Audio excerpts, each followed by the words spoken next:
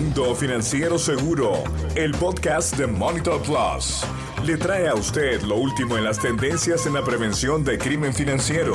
Entrevistas con líderes de opinión y expertos que compartirán valiosa información sobre lo nuevo en la industria financiera. Mundo Financiero Seguro. Recorremos el mundo para conocer las últimas tecnologías que le permitirán a usted y a su institución estar al tanto de la información que agregue valor a su negocio. Mundo Financiero Seguro. Comenzamos. ¿Qué tal? ¿Cómo están? Soy Juan José Ríos. Bienvenidos a este nuevo podcast. En este discutiremos los cambios y tendencias en regulaciones de Latinoamérica y otros estándares de gestión de riesgos, incluyendo nuevas industrias y áreas que anteriormente no tenían esa responsabilidad.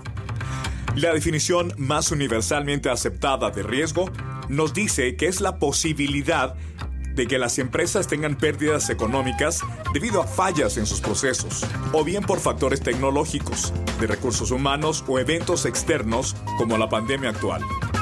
Las empresas deben evaluar su probabilidad de ocurrencia y el impacto usualmente económico que pueden causar si se materializan. Todas las organizaciones realizan actividades para desarrollar todos sus procesos para alcanzar sus objetivos. Y estas siempre pueden implicar riesgos. En la era digital se han incrementado esos riesgos más allá de sus procesos y han aumentado los riesgos. Por ejemplo, los riesgos tecnológicos, de fraude, de lavado de activos y muchos más. Es vital que todas las organizaciones lleven una adecuada gestión de riesgos, que integre todas las amenazas que ponen en peligro sus objetivos. Su oportuna gestión no solamente creará valor a la prevención de riesgos, sino que también ayudará a proteger las ganancias y el esfuerzo que les ha costado obtenerlas.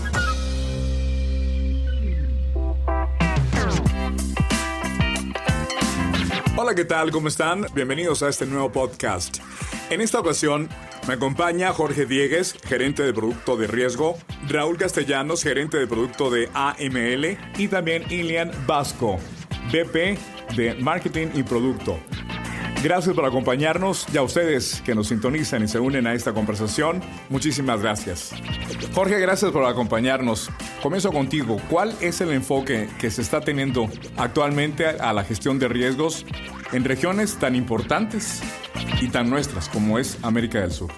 Juan José, al respecto te comento de que nosotros hemos estado observando que la tendencia que está viniendo de parte del sur de América es porque muchas entidades financieras especialmente están viendo una presencia nueva en el tema regulatorio. Y eso es porque la gestión de riesgos se está avanzando cada vez más hacia nuevas áreas, hacia nuevos departamentos en las instituciones que anteriormente no se tenían. Tomando en cuenta también de que ya hace algunos años se han contado con regulaciones que abarcan una gestión de riesgo operativo y que también abarca gestión de riesgos integrales. Por ejemplo, en Argentina, en Uruguay y en Chile, por mencionar algunas regiones, ya han contado con algunos años con gestiones de riesgos reguladas. Entonces, la novedad ahora es que, por ejemplo, nuevos departamentos como las áreas de cumplimiento se vean involucradas en gestión de riesgo, pero desde el punto de vista cualitativo. Muchas veces se ha realizado una evaluación transaccional, podríamos decirle, a este análisis, y es como lo que más han estado familiarizados. Sin embargo, pues esta tarea o este análisis ha sido como muy post-mortem. ¿Qué quiere decir eso? De que se tienen que realizar las operaciones para después sean analizadas y se toma una acción.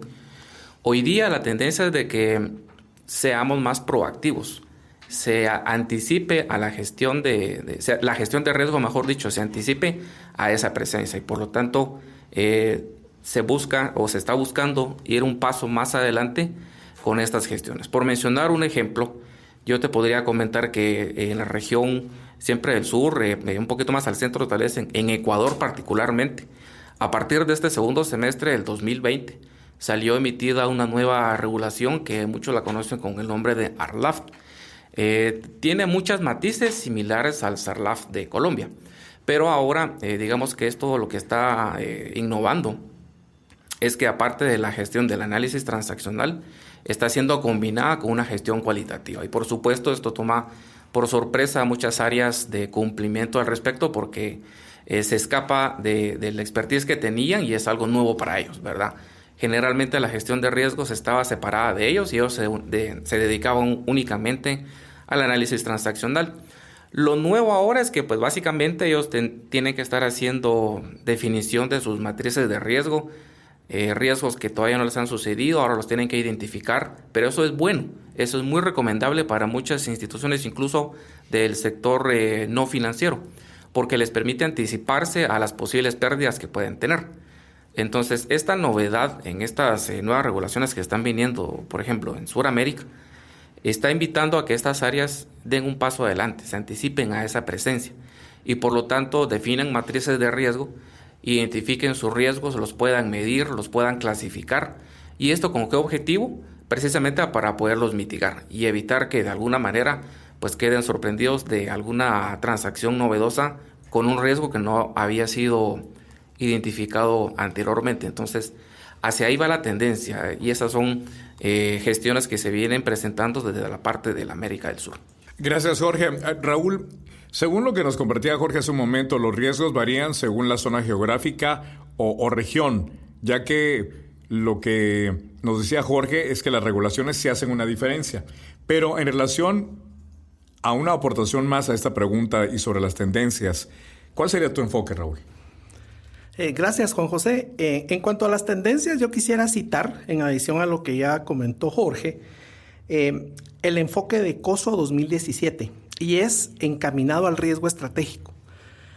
Lo que hicieron ellos fue hacer un análisis de los últimos 15 años en cuanto a la gestión de riesgo en instituciones financieras particularmente, y ellos determinaron que tanto el riesgo de crédito, el de mercado, el operativo o el financiero, digamos, son créditos que ya han sido bastante depurados y que las instituciones tienen medidas de mitigación de ellos con un alto nivel de certeza.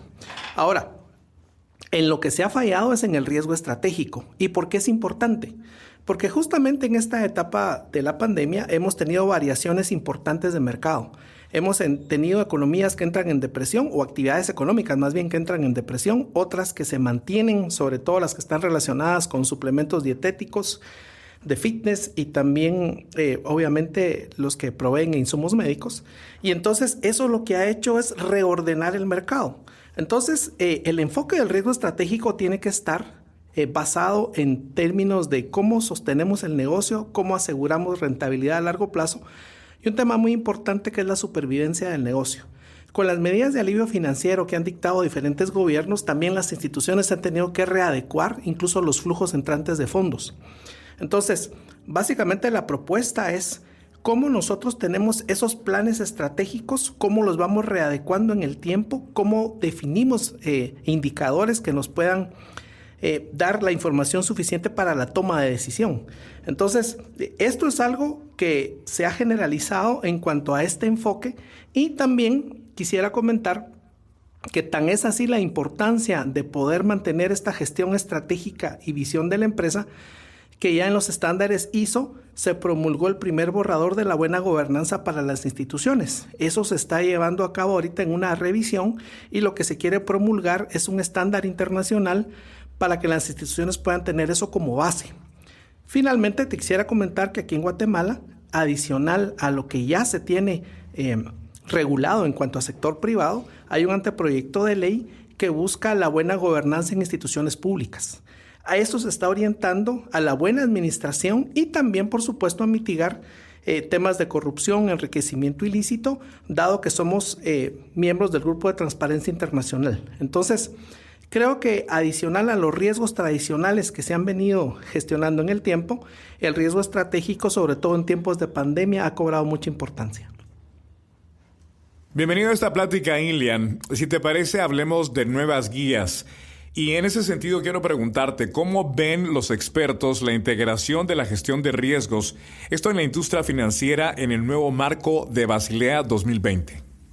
Gracias, Juan. Sí, precisamente dentro del tema, pues Basilea viene actualizando el marco regulatorio desde hace varios años. Obviamente, pues todo esto tiene diferentes esquemas o enfoques por capítulos. Obviamente está desde las mejoras a la calidad del capital, los colchones, en general temas de liquidez pero también hay exigencias de due diligence y también se ha encontrado de algunos marcos adicionales del Comité de Supervisión Bancaria Basilea, como la adecuada gestión de riesgos relacionados con el blanqueo de capital, el financiamiento del terrorismo y gestión de riesgos en general.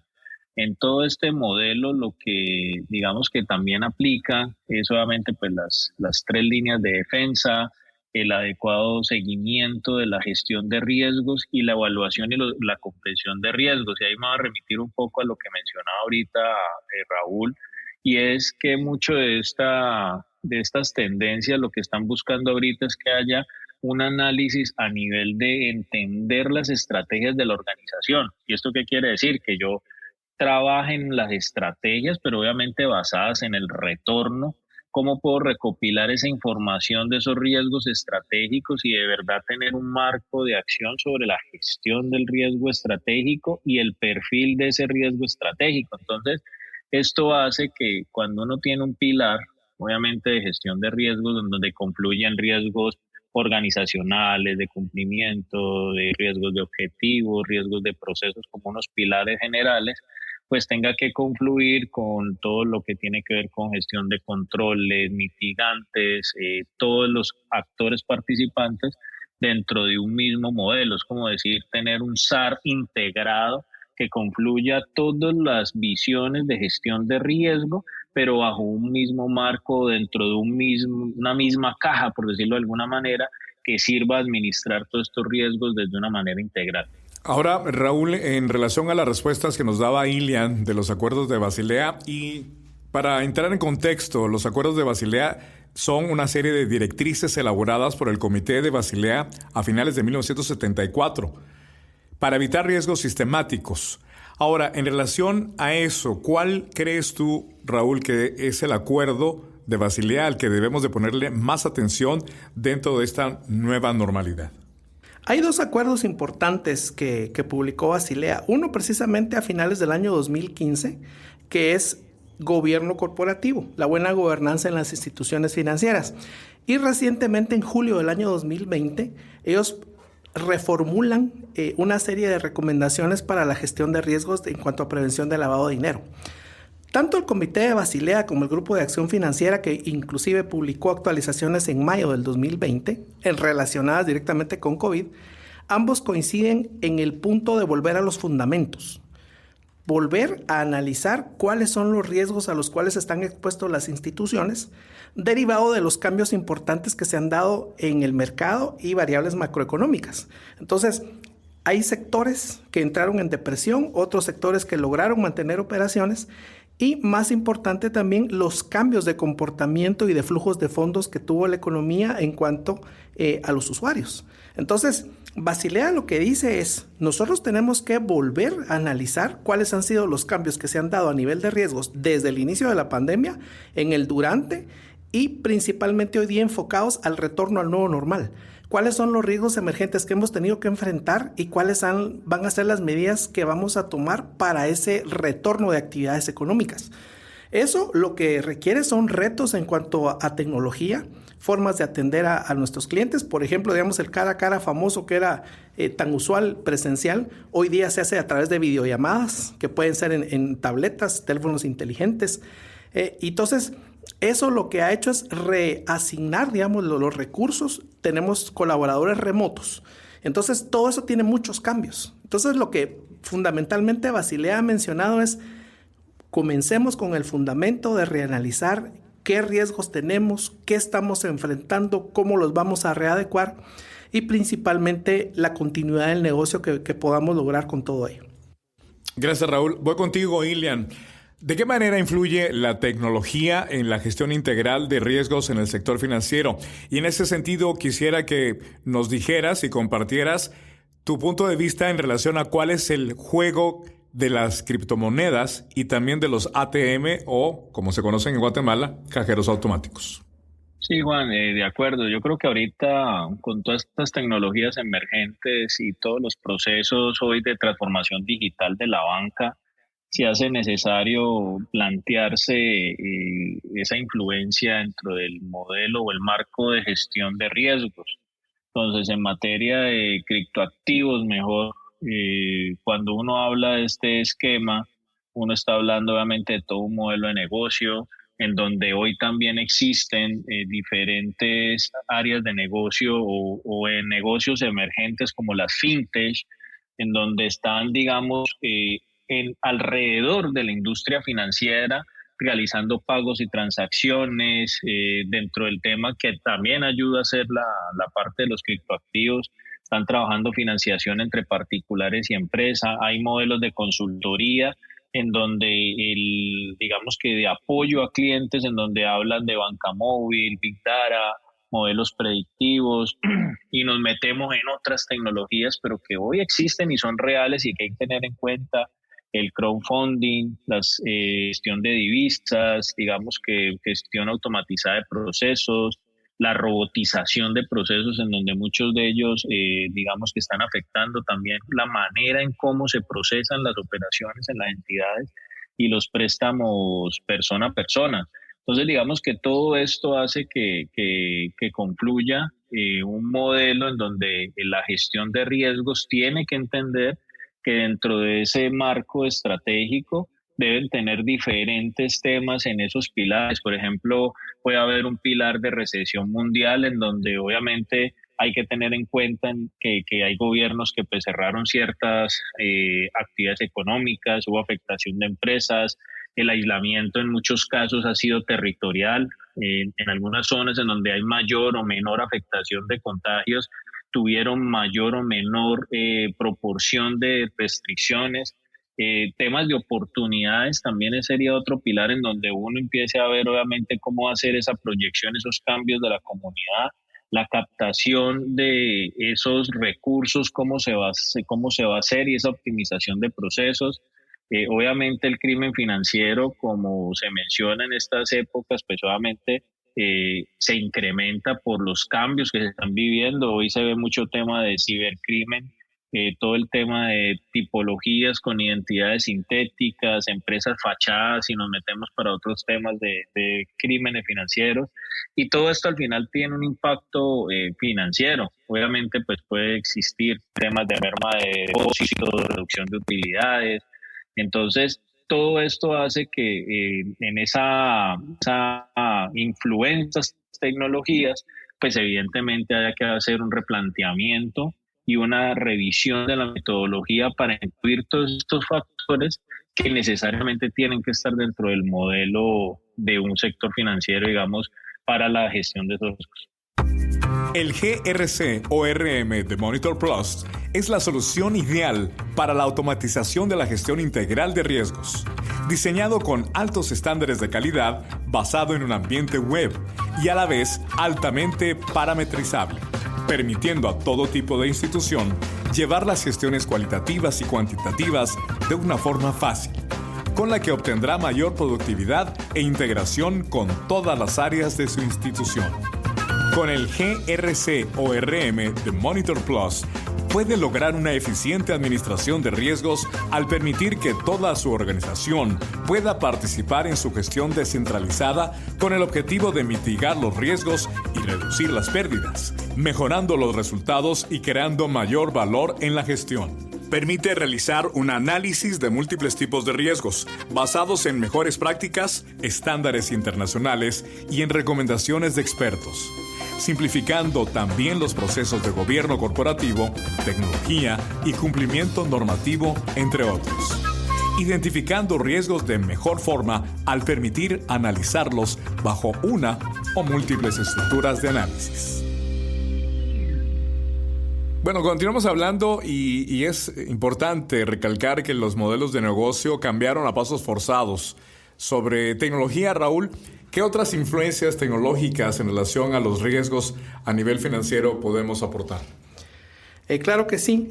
Uno de los principales factores fue el moverse a canales digitales. Desde que comenzó el tema del distanciamiento social y el confinamiento, las instituciones tuvieron que acelerar muchos procesos para poder brindar servicios en la nube y reforzar todas las apps que ya tenían o los sitios web que estaban ofreciendo a los clientes. En ese sentido también la ciberdelincuencia creció. Interpol mencionaba que había un crecimiento de más del 500% de ataques en relación con ciberataques, donde se podían identificar usurpación de sitios corporativos, usurpación de correos, cadenas de phishing. De hecho, vulneración de seguridades de instituciones financieras, donde podrían entrar a temas de negación de servicio o también cooptar los servidores de tal manera que pudieran solicitar extorsiones.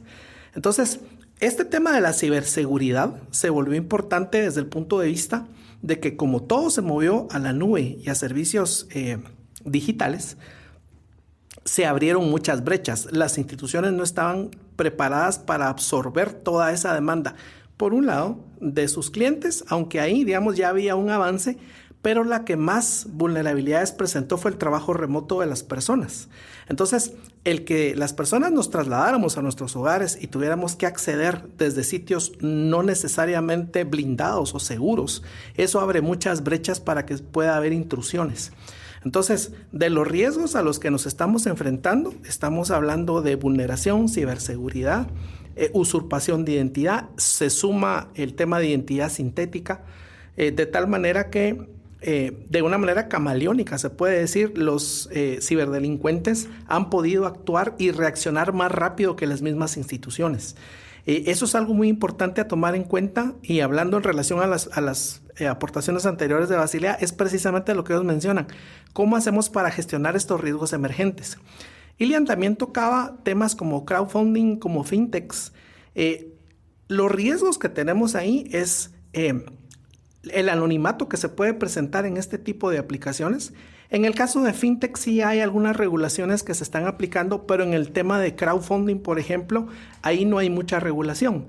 Entonces, yo sí puedo legitimar capitales diciendo, yo levanté fondos públicos, los recopilé y los encaucé a una actividad económica.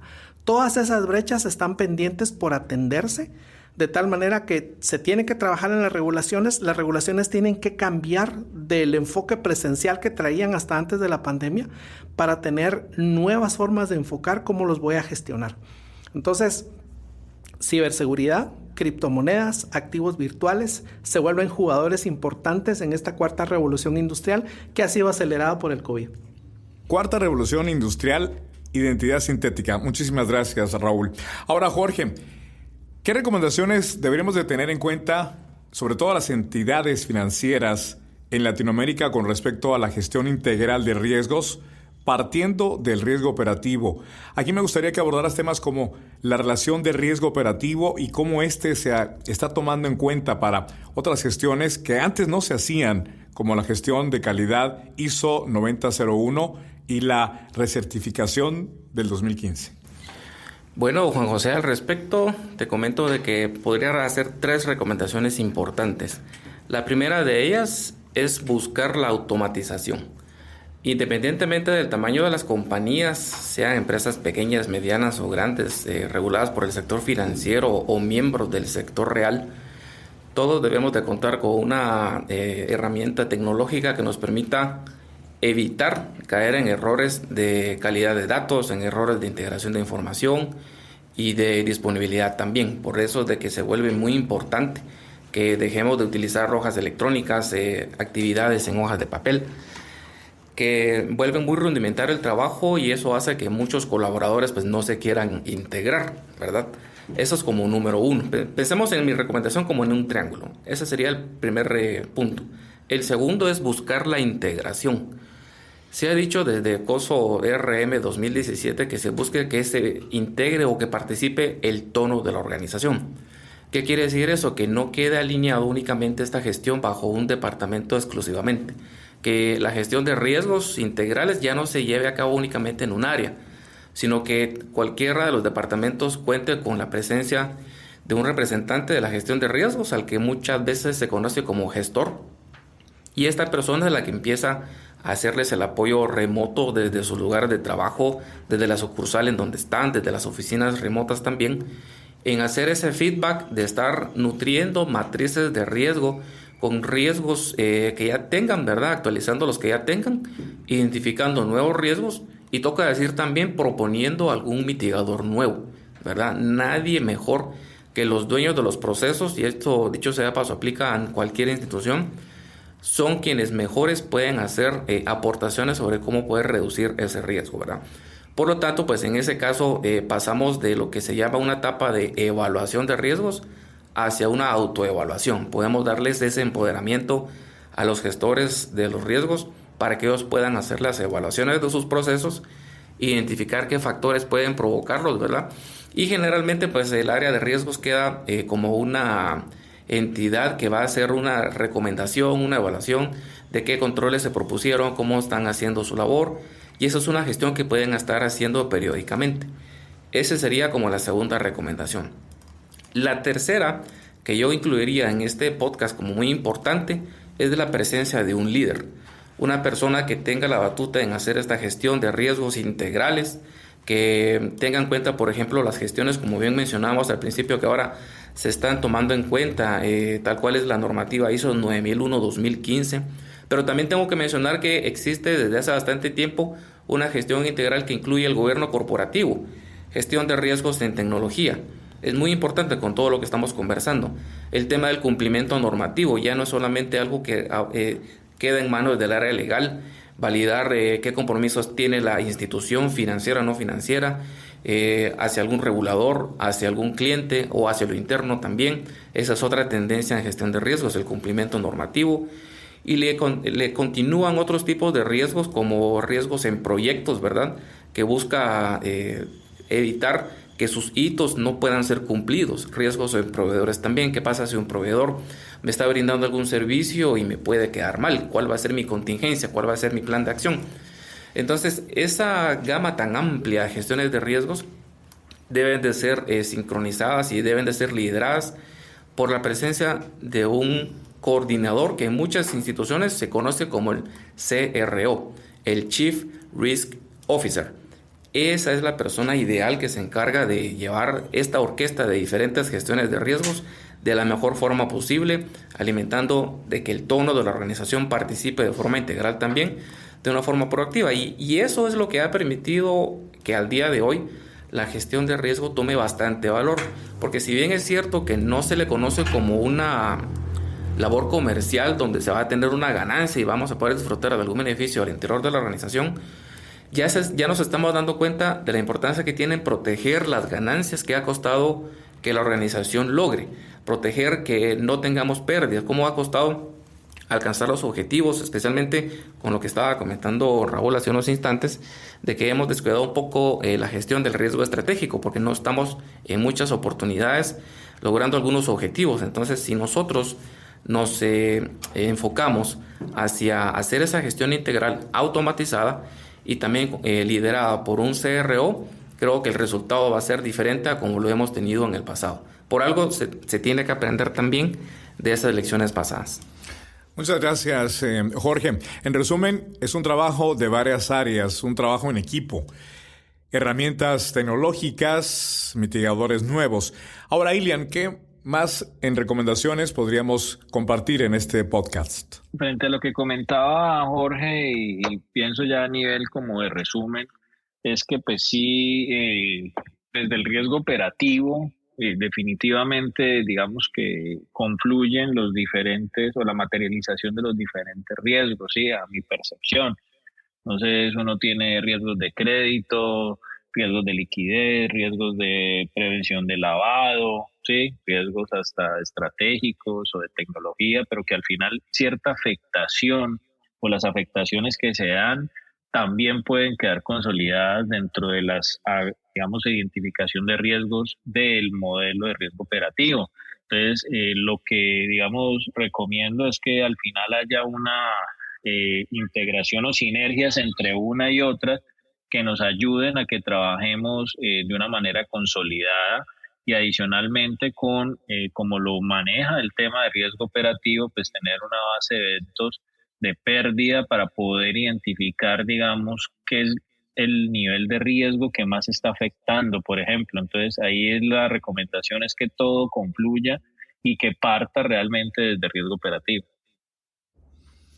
Muy bien, avanzamos en este podcast Mundo Financiero Seguro de Monitor Plus. Raúl, Tengo el interés de preguntarte, ¿cómo deben las instituciones financieras y no financieras abordar la gestión de riesgos no financieros? A esto se le conoce como los riesgos asociados. Ahí podemos hablar del riesgo reputacional, el riesgo legal, riesgo de contagio, por ejemplo. Por supuesto, podríamos también agregar el tema del riesgo estratégico, que es un no financiero, pero sí es fundamental para que la institución pueda lograr sus objetivos. En cuanto al riesgo legal, por ejemplo, para citar en ese orden, se relaciona mucho con cumplimiento normativo. Las instituciones también deben de tomar en cuenta los compromisos que adquieren al incursionar en un nicho de mercado.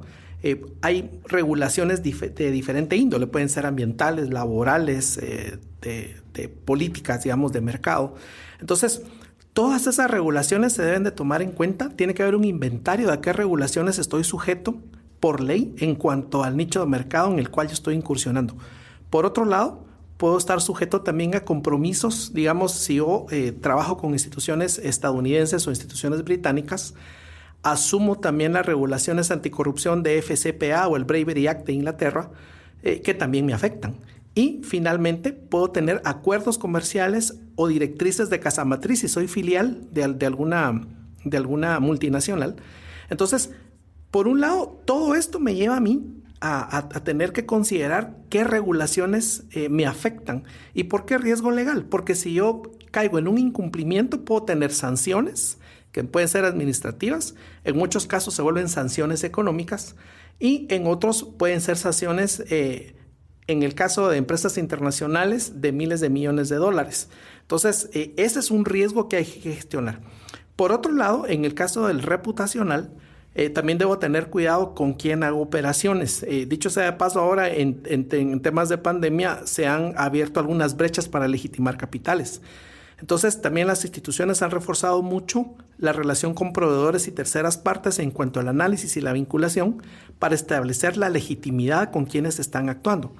Porque entonces, si hay algún escándalo, yo entro en dos riesgos, ya que puse este ejemplo. El primero, que el que mencionaba, que es el reputacional, de que yo esté asociado a una empresa que pueda estar haciendo operaciones ilícitas. Ese sería el primero. Y el segundo, que sería el de contagio, que es precisamente yo me voy involucrado a raíz de las acciones de un tercero. Entonces, tengo un riesgo reputacional, que es un daño de marca, y por otro lado, tengo un riesgo de contagio.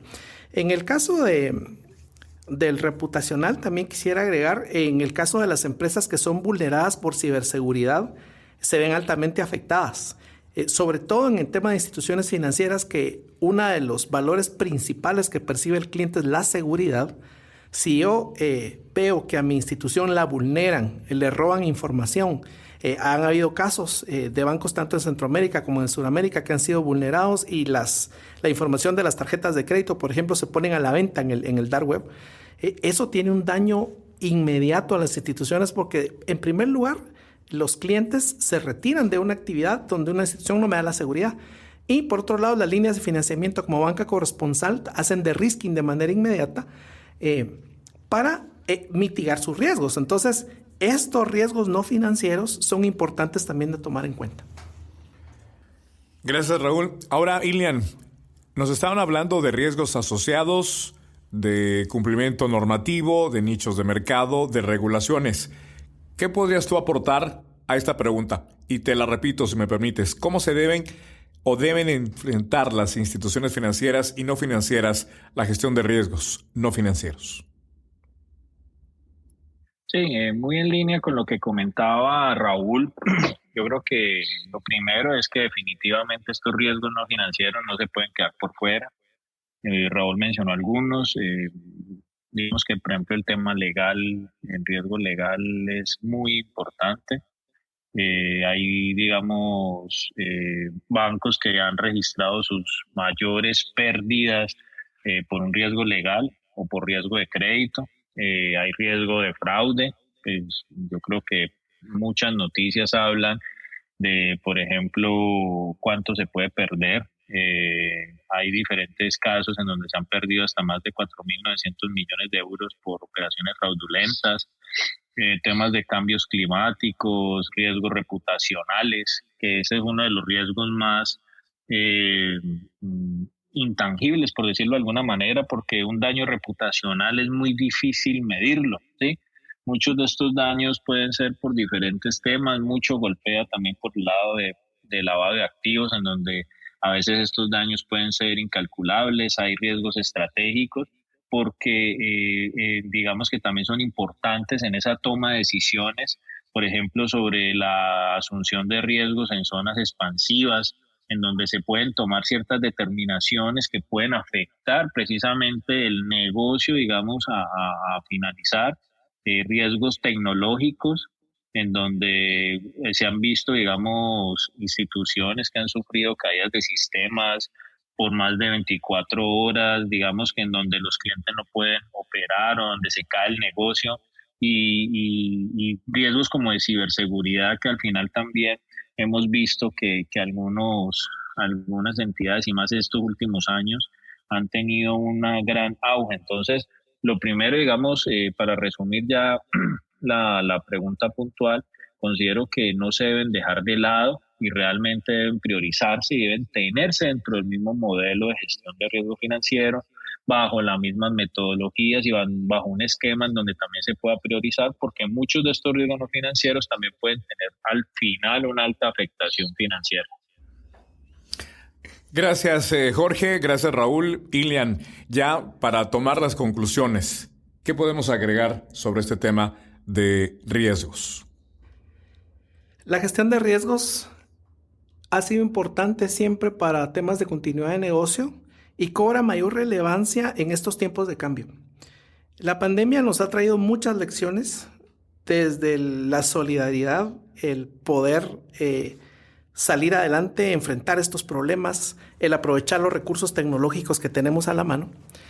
Y en el caso de las instituciones han tenido que aprender sobre la marcha también, sobre riesgos emergentes y darle importancia, yo diría, al capital humano, que es el principal sostén de las instituciones. De hecho, dentro de las preocupaciones de los CEOs, en una encuesta que publicó PricewaterhouseCoopers en este año 2020, menciona que entre los primeros 10 factores, digamos, importantes para que las empresas puedan salir adelante está el capital humano. Dentro de los primarios estaba el riesgo regulatorio, la ciberseguridad, por ejemplo, pero el capital humano es quien le da vida a todas estas normativas y a toda esta gestión. Entonces, es muy importante tener en mente que hoy día es oportuno tener una gestión dinámica de los riesgos. Eso se acompaña con cultura organizacional y con sistemas automatizados. En el hecho del control interno, digamos, si hablamos de SOX 404, se habla mucho del tema de segregación de funciones. Jorge mencionaba hace un momento del tema del tone at the top. ¿Cómo se le da vida al tone at the top? Teniendo un sistema de monitoreo integral que pueda validar la toma de decisiones, la segregación de las funciones y las acciones que en general se dan en los sistemas. Entonces yo creo que partiendo de una buena administración de los riesgos, podemos empujar el negocio de tal manera que podamos lograr resiliencia a largo plazo. Esa es la importancia que yo le doy en cuanto a la gestión, a la cultura y a aprovechar la tecnología que nos dan los sistemas automatizados. Muchísimas gracias, Raúl. Y con esto ponemos punto final a este nuevo podcast Mundo Financiero Seguro de Monitor Plus. Muchísimas gracias a la participación de Jorge Diegues, Raúl Castellanos y desde Colombia, Ilian Vasco. Soy Juan José Ríos. Hasta la próxima y gracias por recomendarnos.